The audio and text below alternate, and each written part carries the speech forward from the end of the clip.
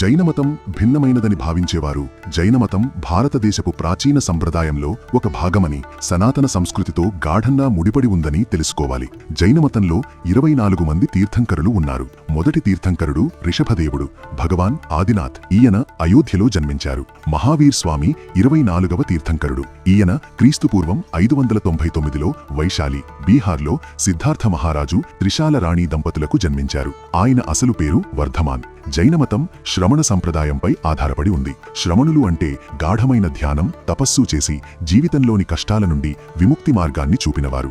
ఋగ్వేదం, వాల్మీకి రామాయణంలో కూడా శ్రమణుల ప్రస్తావన ఉంది. మాతా శబరి, జనక మహారాజు యొక్క ఋషులు ఇందుకు ఉదాహరణలు. మహావీర్ స్వామి కూడా చాలా సంవత్సరాలు మౌనం, ధ్యానంలో గడిపారు. ఇంతేకాకుండా సింధులోయ నాగరికతలో కూడా యోగా, ధ్యానాలకు సంబంధించిన ఆధారాలు లభించాయి. మొహెంజోదారో, హరప్పాలో లభించిన ముద్రలు రిషభదేవునికి సంబంధించినవి. దీనిని బట్టి 5000 సంవత్సరాల క్రితమే భారతదేశంలో యోగా, వైరాగ్యం, ఆత్మనిగ్రహం వంటివి ఆచరించబడ్డాయని తెలుస్తోంది. చాలామంది చరిత్రకారులు భగవాన్ శివుడు, రిషభదేవుడు స్వభావరీత్యా ఒకేలాంటివారని నమ్ముతారు. ఇద్దరూ యోగా, తపస్సులో గొప్పవారు. తొలి ఆధ్యాత్మిక వ్యక్తులలో ఒకరిగా పరిగణించబడతారు. జైనమతం యొక్క సందేశం కేవలం మతపరమైనది మాత్రమే కాదు, సామాజిక, నైతికమైనది కూడా.